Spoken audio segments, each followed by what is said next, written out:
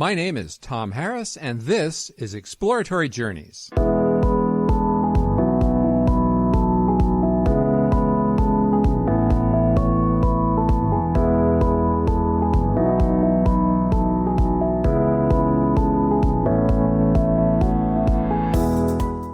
My co-host today is Mary Jean Harris.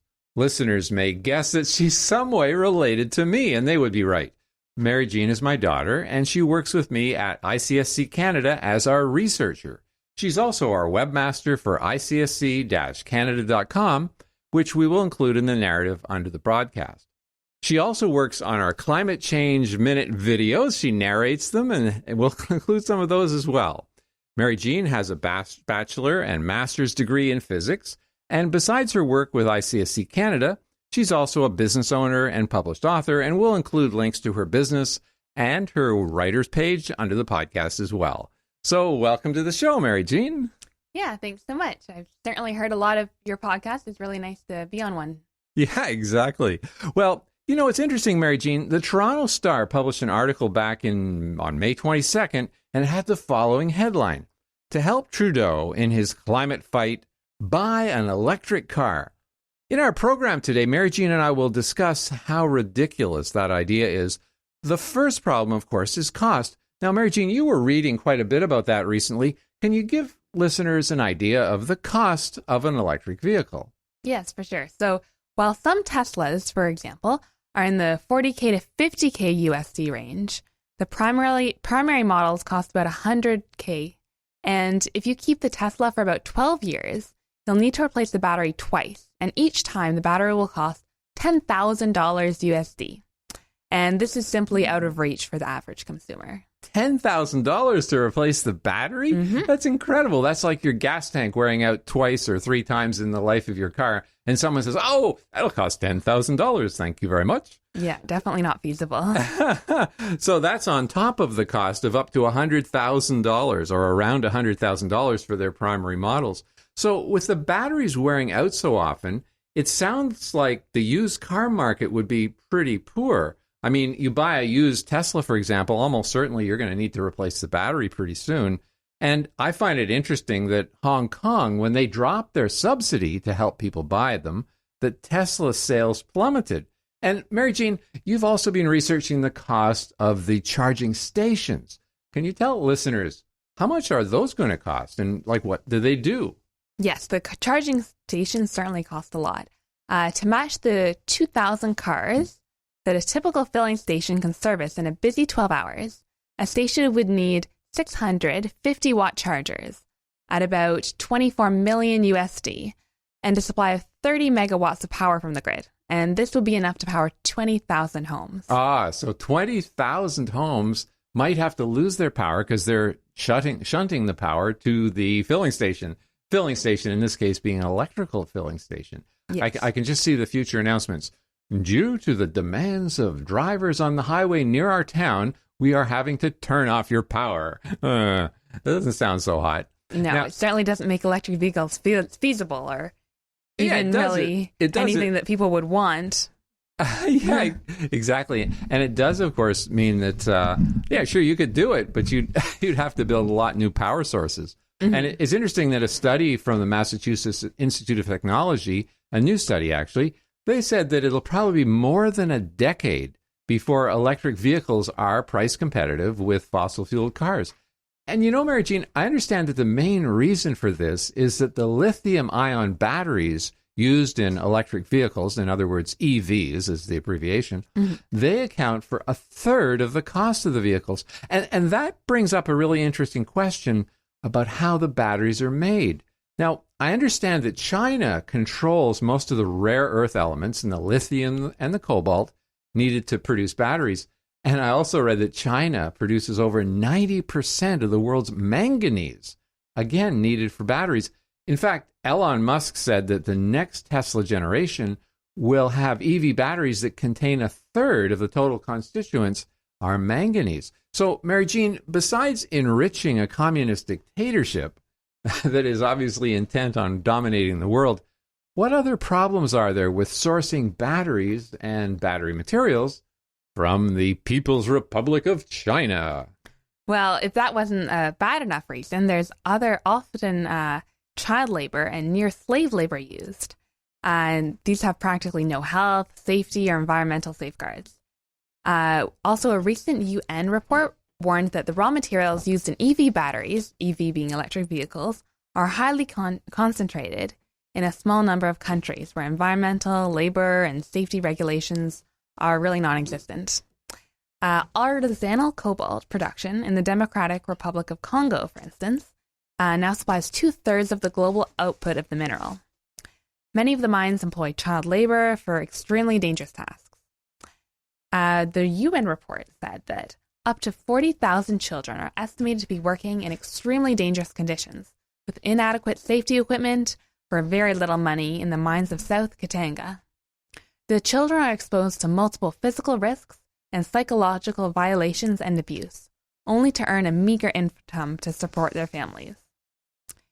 We also see lithium mining, which is needed to build the lithium-ion batteries at the heart of today's EVs, have also been connected to other kinds of environmental harm. So these can be including mass fish kills related to lithium mining in Tibet. The freshwater supply is now being consumed by mines in South America's lithium-rich regions. Even in North America, where mining regulations are strict, harsh chemicals are used to extract the valuable metal. So clearly, all of these ways that we're getting the metals are really not feasible or ethical. Yeah, or environmentally friendly. Yeah. It is funny that this is considered green transportation. Okay, and the progressives who tell us that they're concerned about human rights and social justice and environmental protection, they're being kind of sold a bill of goods, aren't they? Because it sounds like, from a social justice point of view, it's the exact opposite of what they should be standing for. Yes, it seems like they're really turning a blind eye to this. And even if they do see evidence to the contrary, the pushing electric vehicles seems to be the priority. Yeah. And, the quote that you read about this report from the UN that talks about children and, you being working under terrible conditions, that was a CBS News report. Okay. This was not from Fox News or from right-wing, it was from CBS News. And we're seeing that all over the place. BBC, all sorts of places are saying, whoa, hold it. Where do you get the materials to make these, batteries? And, Mary Jean, I find that activists just don't seem to understand that 1,000 pounds is the weight of these kinds of batteries. And where does that 1,000 pounds, how does it break down? And here's the breakdown, okay? And this is something that they don't seem to want to acknowledge. 1,000 pounds of a battery for a Tesla car is made up of 25 pounds of lithium, 30 pounds of cobalt. Remember, that comes from the Democratic Republic of Congo that are using child labor. 60 pounds of nickel, 110 pounds of graphite, 60 pounds of copper, and 400 pounds of steel, aluminum, and various plastic components. And of course, they have to mine all of this, Mary Jean. I mean, they're not running their graders and sorters and diggers with solar power. I mean, surely they're using gasoline and diesel generators, aren't they? Yes, they definitely will be. And, it's interesting that Bob Lyman has done a very good report. He's our economics and policy expert and a board member for icsc-canada.com. You can check us out on the web, icsc-canada.com. And, he goes through all kinds of interesting numbers. He says the following. He says, extracting the key minerals, this is to make batteries, lithium, cobalt, nickel, graphite, and copper, requires mining about 90,000 pounds of ore. Okay, so he's talking about for each battery. Removing overburden to extract these ores means digging and moving between 200,000 and 1.5 million pounds of earth. And we're talking about one battery. And moreover, the energy equivalent of 100 barrels of oil is used in the process to make a single battery. And one battery stores, when it's charged, the equivalent of 1 barrel of oil. So we're talking about 100 barrels of oil to make a battery that can store 1 battery of oil.